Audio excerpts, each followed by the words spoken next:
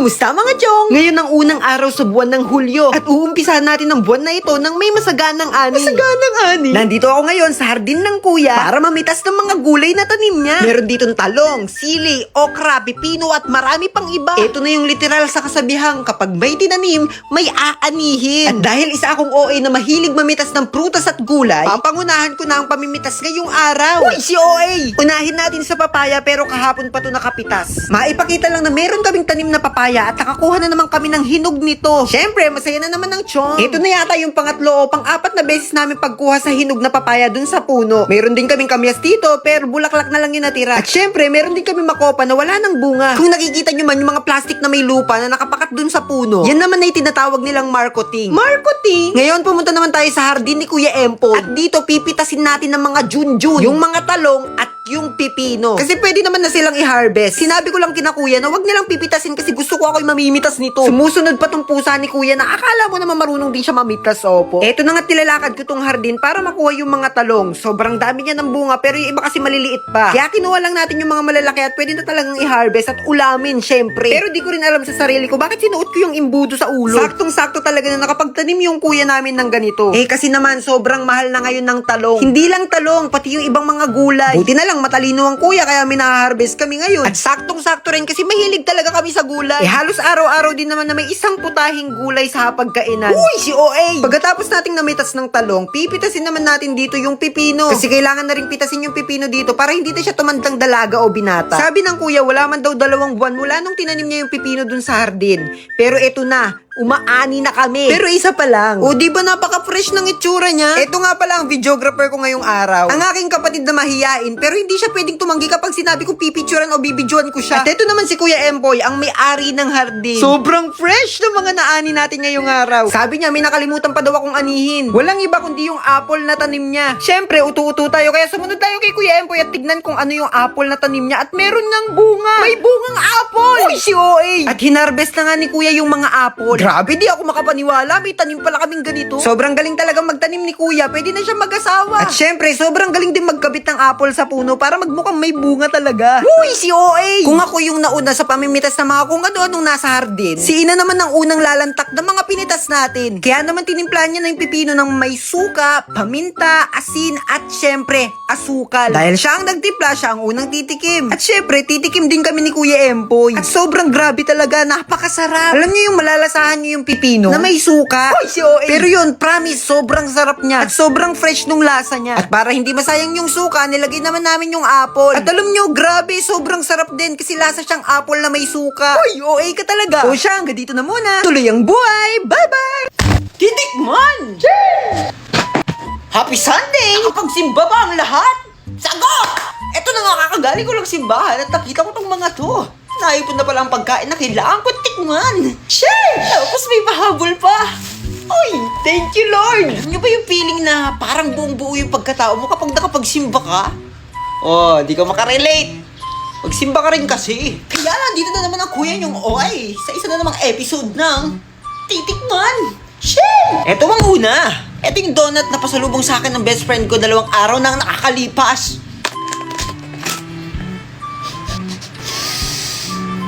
Pero di pa naman siya panis.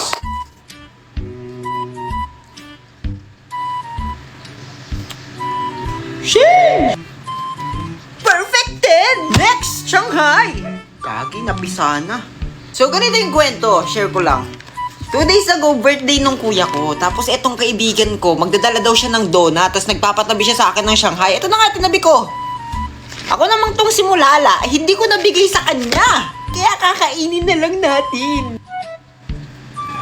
Ang rate natin dito ay 7/10. Hindi naman siya panis, pero hindi na ganun kasarap yung lasa niya. Next! Pastillas at saka pulburo. Ito yung tinda namin mga kabataan for fundraising. Sa mga kabarangay namin at sa mga karatig barangay lang dyan, na gustong bumili ng mga ganito para makatulong na rin kayo sa amin, di ba? Bumili na kayo!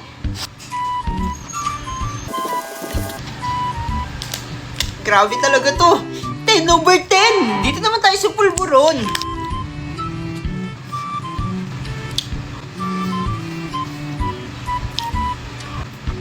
So magical. Para sa akin tong pulburon, infinity out of 10! Kaming mga kabataan ng simbahan namin ang nagtitinda ng mga to for fundraising. So, Gagamitin namin yun for future project. Sige na! Ito naman ang pahabol na pagkain ng pinakamamahal kong ina. Hindi ko alam kung saan niya na naman sinaron to. Pero alam niyo, magpasalamat kayo kapag meron kayong mga nanay na tagsasharon sa mga birthday yan. Ay! Blessing!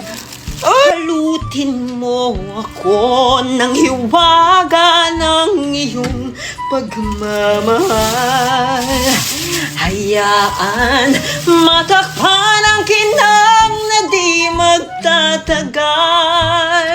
Mabuti. Sheesh! Pansit at kalamay! Ano gagawin? Titikman!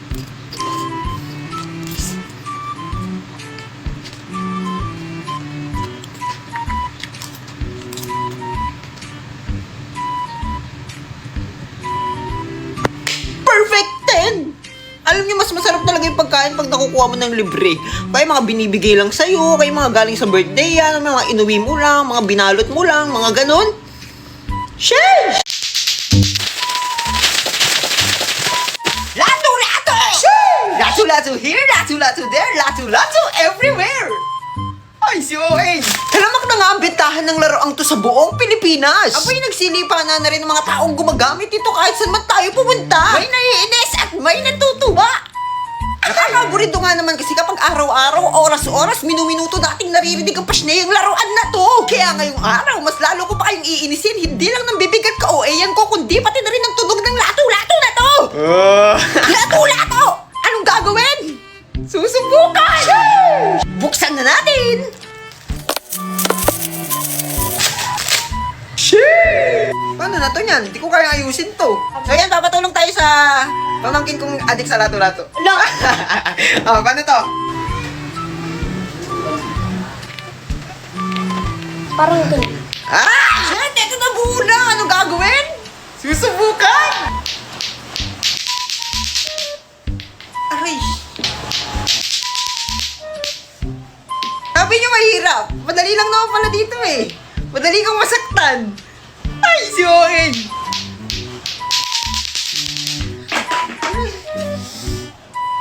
Mama! So yan, nagkabukol na ako dito ng maliit. Kailangan siguro may tela or something na magpo-protect sa ating kamay bago natin subukan to. Hane, huwag niyo susubukan ng walang ano. Patnubay ng mga batang mahuhusay. Uy!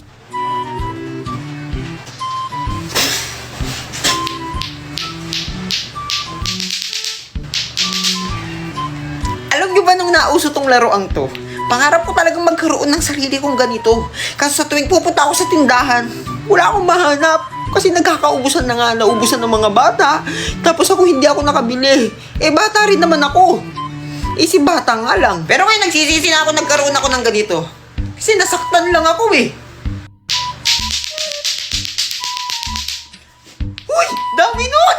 Shit! Lalaban kami ng pamangkin ko ng lato-lato at sa tingin ko naman ako'y mananalo dito.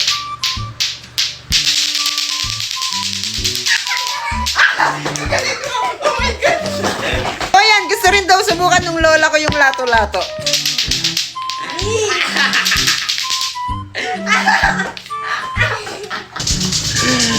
Nakakapagod tong larong to. So ngayon, nalaman na natin ang power of lato-lato na medyo delikado pala siya kapag wala kang protective gear dito sa kamay. Protective gear? Hindi man ako tumagal ng 1 minuto. Grabe naman ang pagkahirap ng laruang to. Kayo, ilang segundo, ilang minuto ang kaya nyo? Shit! So ayun, siguro ito na yung first and last na gagamitin ko tong laruan na to kasi hindi naman siya nakaka-addict. Nakakasakit pa nga siya eh. O, dyan na kayo. Bye-bye! Promise, di ko na gagamitin. Nakapag-enroll na ba kayo ni Sophia? Eh, hindi ba't isa lang sa amin ni Sophia yung kaya niyong pag-aralin? Sino nagsabi niyan? Ha? Hello, Ray! Nay! Aling Norma!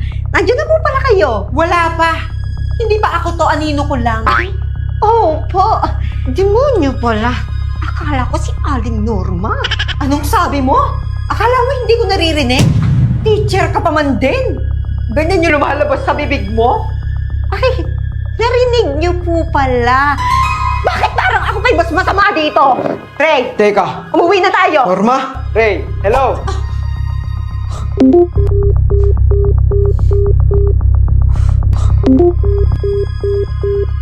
Ano to? Nagsumbong ka sa tatay mo? Hindi po, Sinabi mo siguro sa tatay mo na hindi ka makakapag-aral. Siguro sinumbong mo ako, no? Na sinasaktan kita kaya ka tumawag. Hindi ko po ginawa yun. Ano pong hindi mag-aaral? Ano pong sinasaktan? Ma'am! Manahimik ka dyan! Wala kang pakialam dito! Mawalang galang na po, pero may pakialam ako. Una, nandito po kayo sa pamamahay ko. Pangalawa, malapit sa akin yung batang to. Huwag kang nakikisali dito. Umuwi na tayo, Ray. Nay! Umuwi na tayo! Ma'am! Hindi po aalis dito si Ray. At kung gusto nyo, kayo muna ang umalis. Dahil pag hindi kayo umalis, tatawag ako ng tanod.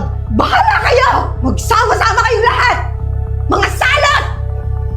Che! Ang baho ng hininga mo! Teacher pala ako. Teacher ka pa naman! Salot! Norma? Anong problema ng babaeng yun? Okay ka lang ba, Ray? Gusto mo ba ng tubig? Anong gusto mo? Leche plan po. Ikaw talaga? Ayos lang po ako, ma'am. Sanay na po ako. Aba, bakit? Lagi ba yung ginagawa sa'yo ng nanay mo? Hindi naman po. Mga 3 times a day lang. Ano? Gusto mo ipapulisin natin yon? Ay, ma'am, wag na po. Tawagan na lang natin ulit yung tatay mo. Para malaman niyo yung ginagawa sa'yo ng nanay mo. Wag na rin po, ma'am. Baka kasi makaabala lang ako sa kanya. Tapos baka ma-stress din siya lalo. Okay, sige. Pero paano yung pag-aaral mo? Narinig ko kanina, hindi ka na daw mag-aaral. Opo, totoo po yun. Eh, anong plano mo? Gusto mo mag-aaral o hindi? Siyempre po gusto ko. Pero hindi ko kasi alam kung mababayaran ko mag-isa lahat ng gastusin sa school. Kaya hindi ko kayang mag-isa. Kaya nga nandito kami, Ray. Ako na ang magpapaaral sa'yo. Tita Ninya,